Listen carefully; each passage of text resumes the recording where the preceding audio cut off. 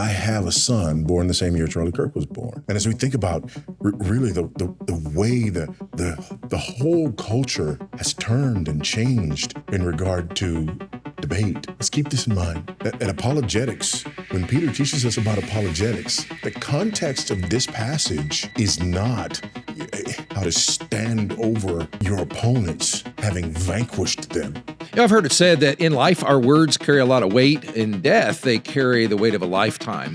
Pastor Voddie Baucham's final words were what no one expected. I think of him as kind of more of a firebrand, but I was surprised at the angle that he took. After Charlie Kirk's death, he has an unexpected message for all Christians in today's hostile world. Now, at the end, as we talk about a hostile world and listen to what he has to say, I'm going to pass along a few tips of how to deal graciously with people who disagree with you. So let's check this out. In recent days, we've seen a number of shocking things culminating with the assassination of Charlie Kirk, basically engaging in dialogue, doing what we hope all of us will learn how to do and learn how to do well, doing what you are preparing to be able to do, what you're being taught to do, what you're being sharpened for, so that you can engage in the marketplace of ideas and proclaim the supremacy of Christ in every area and aspect of life. I have a son born the same year Charlie Kirk was born. And I also have teenagers in my house who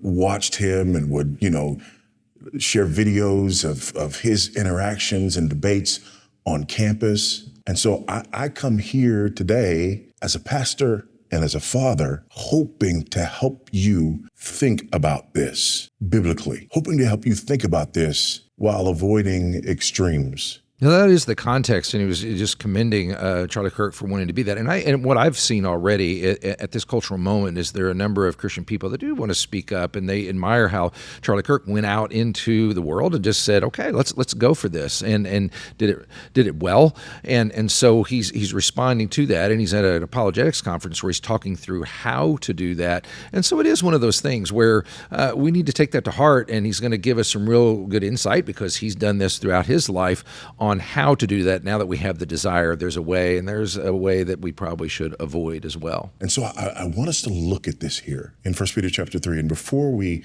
look at that familiar passage that begins in verse 13, I want us to look at what I like to call the lost paragraph that begins back in verse 8 of chapter 3. Now he's talking about the famous passage in 1 Peter where he says, always be prepared to give an answer to someone who asks you for the hope that you have. And it's apologetics verse, how do I defend my faith? And so, but I love his lost paragraph idea. And this is part of a broader section where Peter is talking to Christians as sojourners and exiles, as strangers in a strange land. And whether you know it or not, or believe it or not, that's who we are. We're exiles. We're strangers in a strange land. And again, that may seem like a contradiction, right?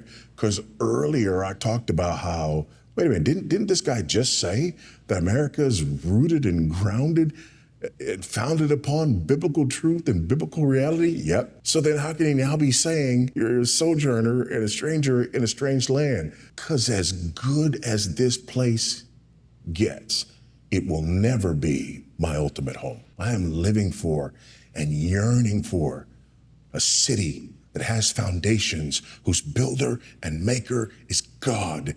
And this will never be it. Listen to him now, that has just an extra profound impact when he says that kind of thing. I do pray, thy kingdom come, thy will be done on earth as it is in heaven. Amen? But I pray that recognizing that ultimately, this ain't it. So even in the best of circumstances, we are strangers and we are sojourners. And every once in a while, something happens to remind us of that, to shake us from our complacency. I don't know about you, but I've been shaken out of my complacency through what happened to Charlie Kirk and just what the cultural moment that we're in. And if that's you, that's why it's very, very good just to tune in, because he's going to give some very helpful and good and pointed advice about how to go forward. If you're just kind of burned up, I got to do something, what would that look like? I want to dispel another myth right at the outset. The idea that apologetics is somehow just for a select few. Nothing could be further from the case, from the truth.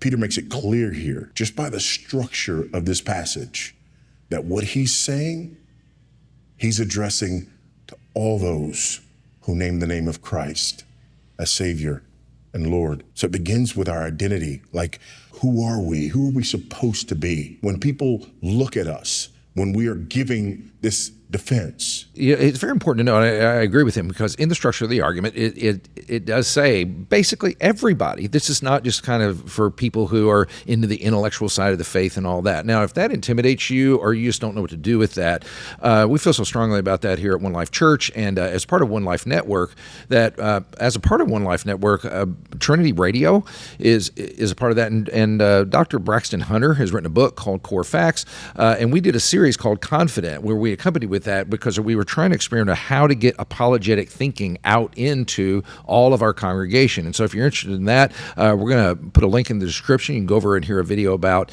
what's available as far as that goes, because we want to equip anybody who hears this message and goes, wow, okay, I need to know what to do here. In verse 15, always being prepared to make a defense to anyone who asks you for the reason for the hope that is in you, our righteousness. And by the way, don't buy the lie that says, ultimately, we just live our lives and people will watch us and then they will want to know, and then, you'll be mowing your lawn and your neighbor will come and say, I watched the way you trim your hedges. Will you tell me about Jesus? No, that's not how it works. We engage. We live in the midst of this fallen world. We engage with our neighbors on mundane things, and even on those mundane things, it becomes clear that we have different priorities. It becomes clear that we have a different worldview. It becomes clear as we speak about our work, as we speak about our families, as we speak about our children, it becomes clear. And that's where the opportunities come from. So as we think about everything that's happened, and as we think about really the way the whole culture has turned and changed in regard to debate, let's keep this in mind. That apologetics, when Peter teaches us about apologetics, the context of this passage is not how to stand over your opponents having vanquished them, but how. I love that line. I think we ought to keep that in mind. It's a great picture to have. That's not the aim. That's not the goal. How, in the midst of suffering and slander, we can always be ready to give an answer. Anyone who asks us the reason for the hope that is in us. When they look at us and deep down, they're going, why? This person who we revile, this person who we hate, this person who we despise, this person who we call names like fascist and Hitler and friend of Doug Wilson and, all of this stuff. Why? Why do they continue to come back? Why do they continue to stand firm? Why do they continue to hold their head high? Why do they continue to love me, even when they're telling me how wrong I am? Why do they look to the future with faith and hope? They're always thinking that on the inside, and in various ways, that'll come out. And when it does, always be ready to give an answer to anyone who asks you the reason for the hope that is in you, and do it with gentleness and respect, because our desire is to win the man, not just win the argument. Our desire is to win the man, not just the argument. And that's such a critical thing to remember as you're dealing with people who do disagree with you. And the few tips I want to pass along on that, and what helps is, first of all, always remember that the Christian ethic is not, I give to you what you gave to me. It's, I give to you what God has given to me. And he's given you forgiveness, and he's given you love. And the New Testament talks about that a lot. That's what I'm out to do. That's why Jesus could say things like, love your enemies, and it makes sense, because he loved us, we give love to others.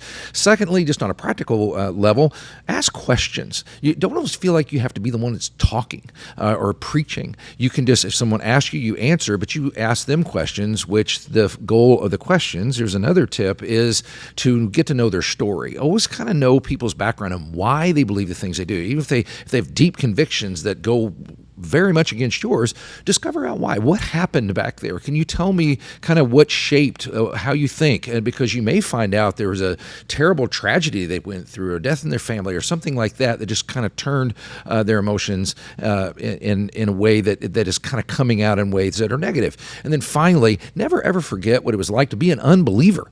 There was a time, presumably, that you didn't believe this stuff, and so you were doubtful, and you were kind of, it got on your nerves. You wanted to push it away. You were that person, and Paul tells Titus, he says, always remember, show true humility towards all men, because we too at one time were all the things that we're the people are that we're reaching. It's just that simple, and we need to remember where our grace came from and give that grace as a result. Check out the link to Braxton's book. It will help if you need equipping, because that's what you want to do. And because this is a great moment. If rise up, talk, speak, let people know what you believe, but do it with grace and do it with knowledge and wisdom. And remember, not being out to win the argument, but to win the man.